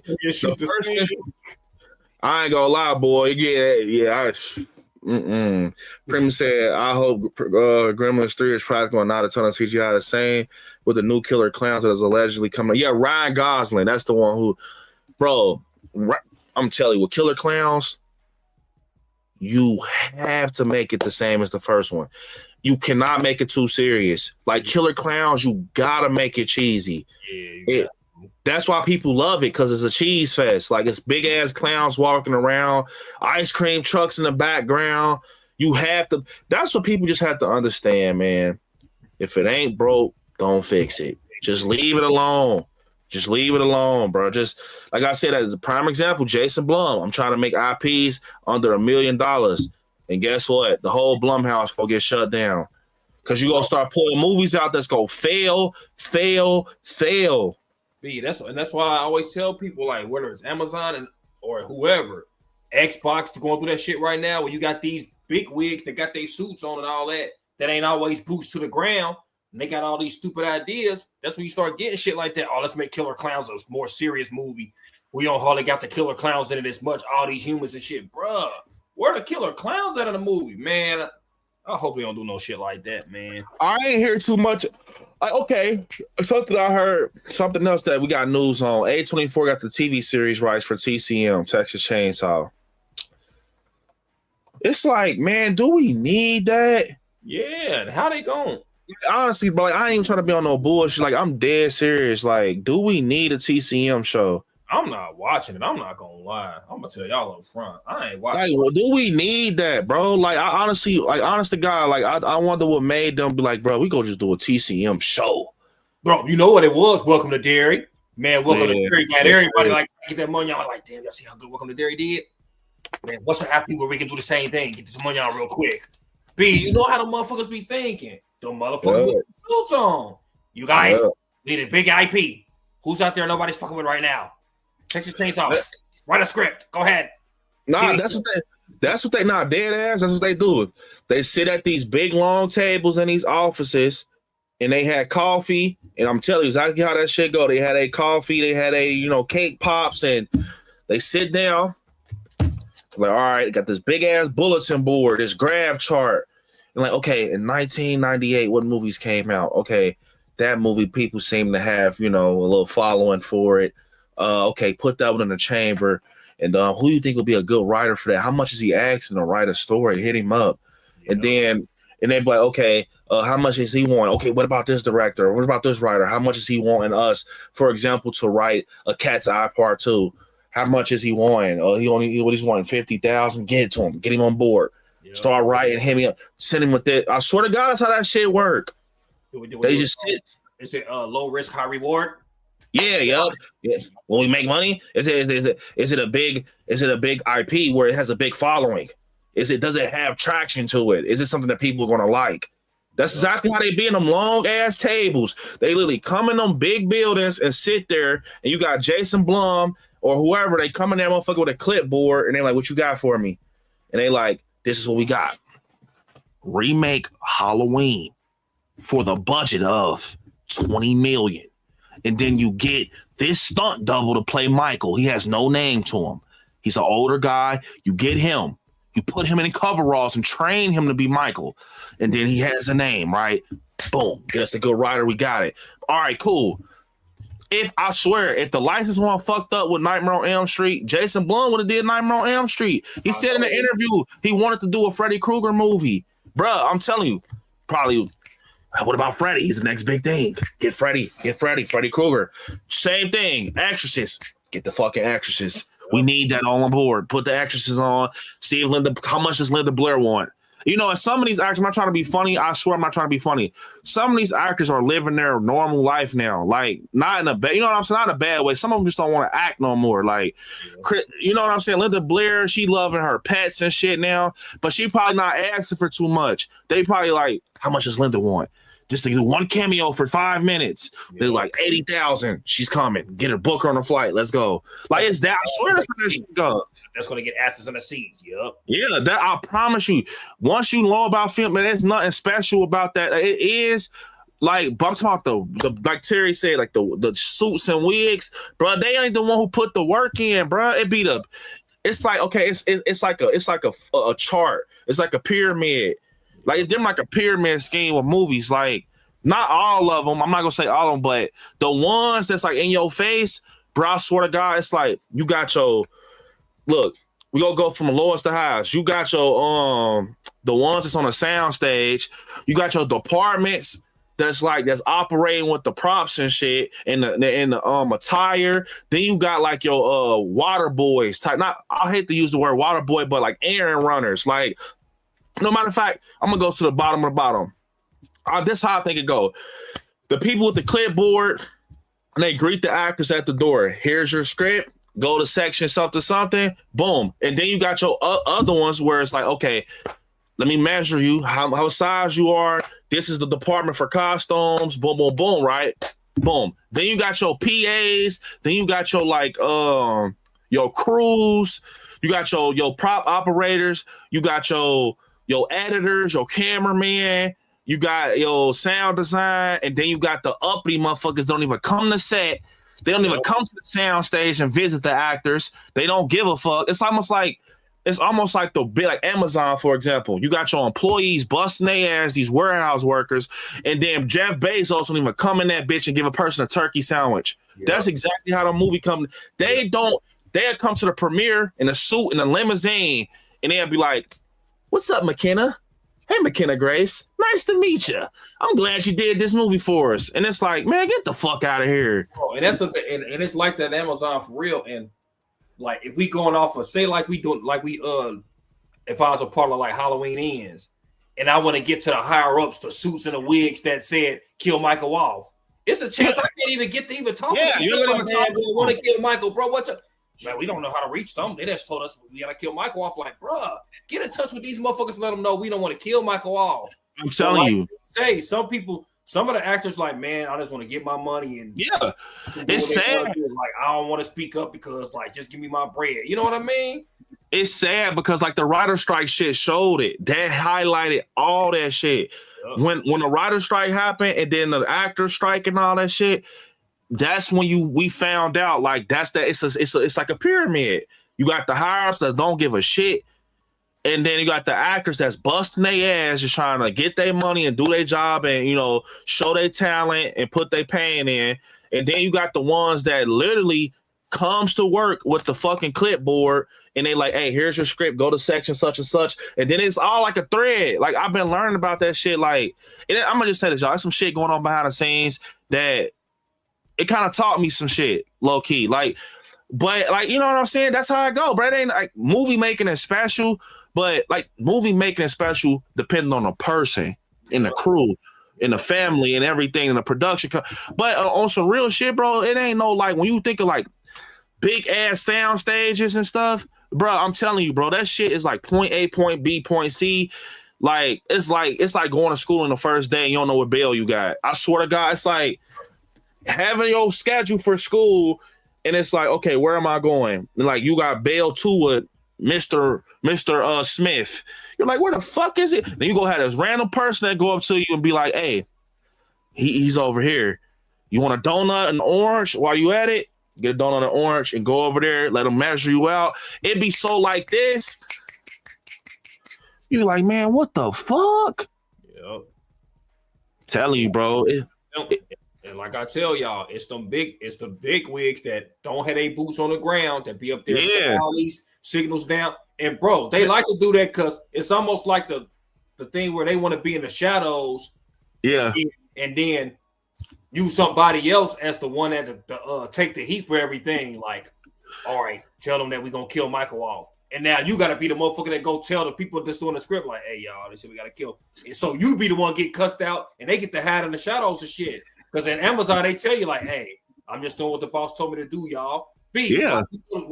For example, like when you gotta go fire a motherfucker and shit. Yeah, they get to hide up in the shadows and shit. Don't get cussed out, but the ones that got to do the fire and the shit, you right there in the heat of the body. You know what I mean? Like, hey man, your face is on that firing. You know what I'm saying? That's crazy. And so these motherfuckers, for instance, like they at the top, we're not gonna pay Nev Campbell, but they see your face. Yeah. Go and tell Nev.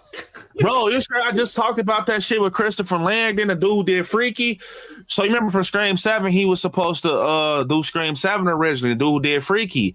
Yeah. But then, Scream fans, we were torn. I mean, I wasn't the ones that was saying that crazy shit, but it was some that was like, fuck this. Like they was threatening Christopher Landon. So they'd come to his house and shit. Bro, y'all threatening that man. Bro, he trying to step into the franchise. And I'll tell you one thing, I bet you Christopher Landon version of Scream would have been better than Kevin Williamson shit. You know what? That's why I say B. Remember when I say sometimes it be the fans' fault? Y'all fucking fault. Because now look, got that fast ending. I ain't gonna lie. Christopher Langdon, I ain't gonna say all the fans. Not all, the ones who love it and treat everybody the same and treat everybody with kindness, different. But the toxic fans that is inboxing this man and his family and shit, sending death threats and shit, and made that man get on social media and pull out a Scream 7 because y'all thought he was the reason the Melissa Barrera shit happened. It's not all the fans. There's some fans that understood the situation. But to really get that toxic and threaten that man because you and your feelings or some shit you don't even understand, where the whole time, bro, even like Guy Busick and them, that ain't got nothing to do with them. It was Spyglass, being that it's the corporation, the higher ups who got the suits with the foot crossed with the goddamn Starbucks and don't do a motherfucking thing. Like they don't put no pain in like the actors do downstairs in the sound stage. They up there with coffees and shit, and they like, bruh, cut her, go downstairs and cut her. And Christopher Landon, this motherfucker writing and typing in his house and shit. Y'all the whole time y'all thinking he ain't Spyglass telling people get Melissa out of here. He typing that whole writing Scream 7, and then y'all just literally, man, that shit crazy when you think about it, bro. It's because people don't understand how movie shit work. And I'm gonna say this: if Christopher ever come out and like reveal what his ending was gonna be like, and I read that shit and I found out it was good, I'm gonna make a video cussing y'all ass out. Cause guess what? It's y'all fucking fault. Leave people the fuck alone, bro. Cause I'm not gonna lie, I like one of the Ghostface that was at the end, but that other Ghostface, it was like, bruh, why the fuck is you doing this? Kevin Williamson, I'm not gonna lie, man. I just think he was the man for the job. And the thing is, no hate towards Kevin Williamson, but I dead ass think like he was so stuck in times.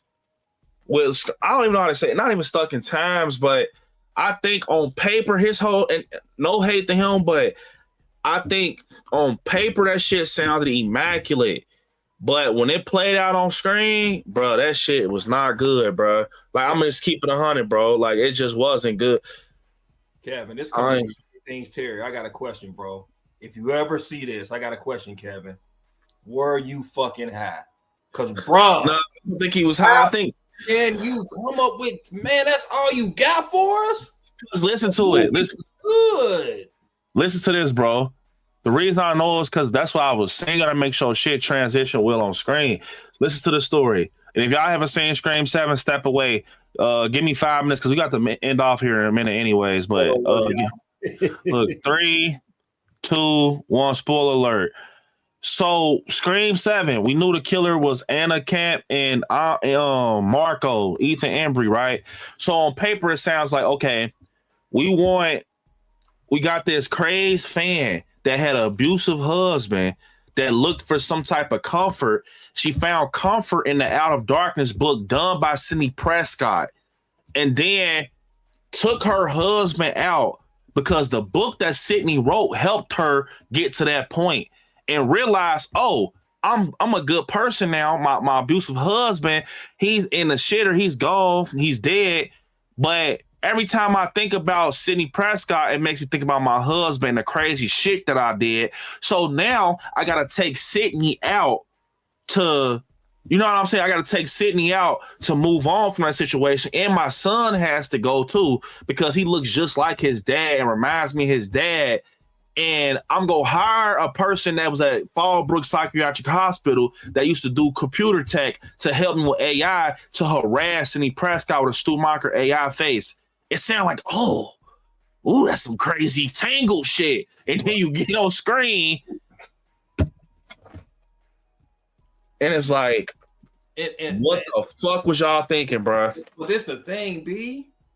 That shit sound good, like we right, but the theories that you was coming up about how the ending was gonna be, why can't he think like that? I understand, Kevin, like what you saying, Kevin, like B say, it don't sound bad on paper, but bruh, it still could have been so much darker. Yeah. Better. You could have left us with a cliffhanger or something, like, bruh. What I would have did with Scream 7 is I would have made Anna Camp Leslie Mocker.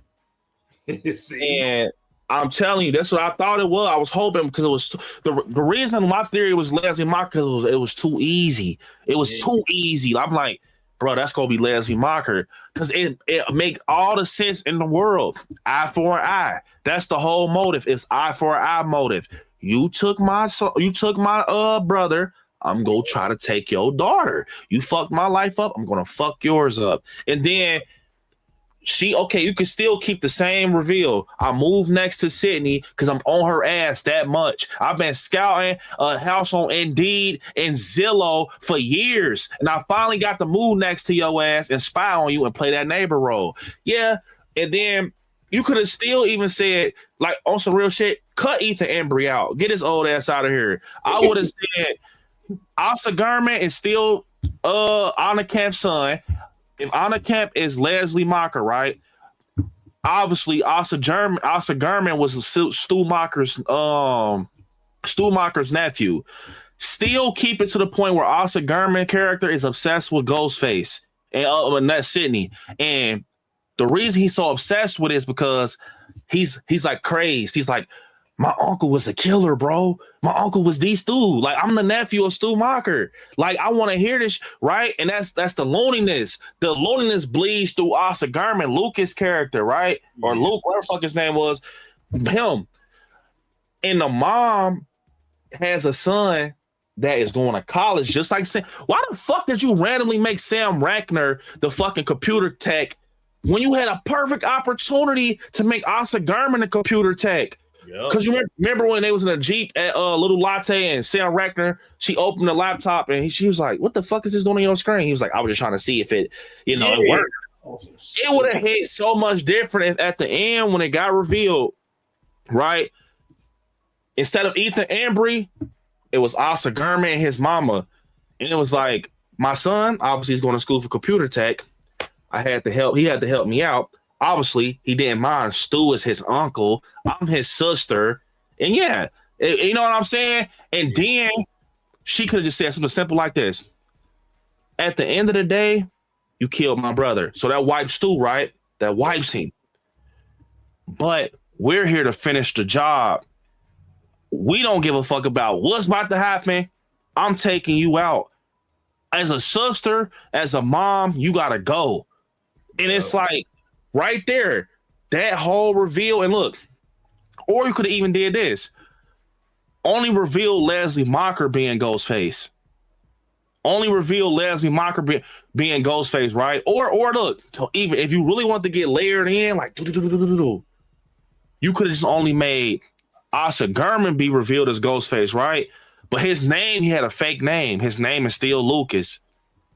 His government is actually something Mocker, but they got their name switched because they trying to live a double life. The whole time they're Mockers, but they're telling Sydney that they're Jessica and Lucas Smith or some shit like that.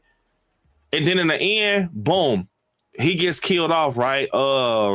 Lucas dies. And one of the ambulance says, you know, some shit, boom. It bleeds in the Scream 8. Whole time we find out the mom, she went missing because she's Leslie Mocker. Yeah. Like she's a Mocker. They say they lied, bro. Their names are not what they are. They lied. They erased their government, bro.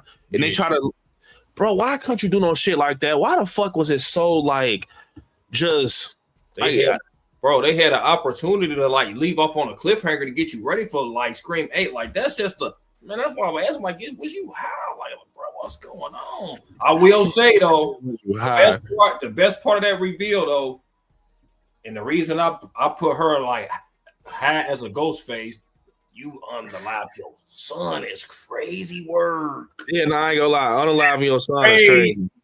Yep. Nah, I ain't gonna lie. She said she unalived that motherfucker because he reminded her of the dad. Yeah, that's dark. Y'all, that even got B as a super horror fan. That even got B thinking right now. He thinking like, bro, that is crazy. Yeah, that was wicked. Yeah, but Scream 7 was still trash, bro. It wasn't like I want to say the whole movie was trash, but the reveal was like, yeah. Man, Scream 7, and I still like Scream 7 a lot, but Scream 7 is on. Y'all know I gotta use food, man. I can't help it. Scream 7 is like mom in there making a big ass Thanksgiving meal, right? This Scream 7. She making a big ass fucking meal, and she got the yams, cornbread, and all that. Scream 7 is okay. She handed you the food. Here goes Scream 7. Oh, thanks for my plate, mom. And then right when you hold that shit, you drop it on accident. Yup. It was good. Scream 7 at the end, and it was good up until you dropped that shit. I told y'all. Didn't I tell y'all that? I promise. Go back and watch some streams. I said Scream 7 might be decent, but that end they go fuck it up. I knew it was gonna happen, bro, because I wasn't getting that vibe from the trailer that the motive might be crazy. Like, I just knew it was so. I knew, like, y'all couldn't have thought Stu was alive, y'all. I understand having faith, but the moment they announced Matthew Lillard as Ghostface, bro, I'm like, I'm not as Ghostface, but the moment they announced him as an actor or whatever, I'm like, man, he not Ghostface, bro. And like I say, y'all, like I said, I was talking all that shit about like making a video about cussing people down and all that. I hold myself accountable too, but I admit to it.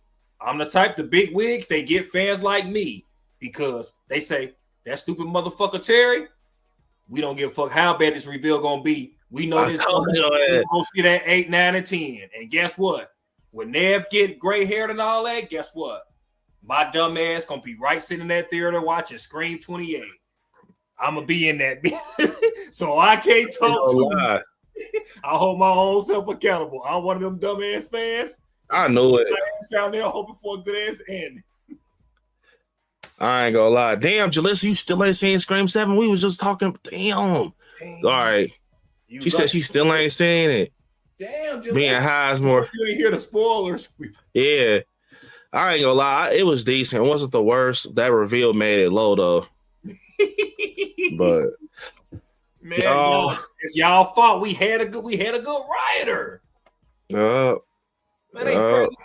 B, I ain't gonna lie, man. I'm the type, man. I would have kept that script, man. Fuck what y'all talking about. You wouldn't have scared me out my square. I would have been that motherfucker right. I would have put the bulletproof windows and shit up, and then write the motherfucking script. Shit. Nah, that was on his tail. They got paid for that. Shit.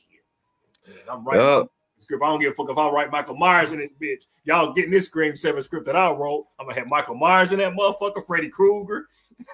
B gonna be like, who the fuck wrote this script? Terry, man, he put Freddy Krueger in this motherfucker. Michael, the Leprechaun. Hell yeah. Scream 7. We talking about Scream 7. Nah, this is a good stream though, y'all. This was good stream. I'll be back live whenever I can be back live, y'all. Good stream. Turn on noti bells.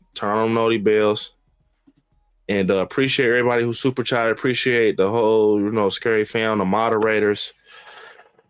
Yes, man. I'll see y'all when I can. Turn on noti bells so you be notified. I dropped a Scream 7 video today for y'all. Definitely go watch it. Scream 7. And yeah, appreciate you coming on, Terry, bro. Appreciate you, man. Good shit. So, with that being said, hit me up on all my social medias at ILIKESCARY, same with Terry. I want y'all to watch some horror movies. Stay scary out there. I'm gonna see y'all soon, man. Peace. Scream 8.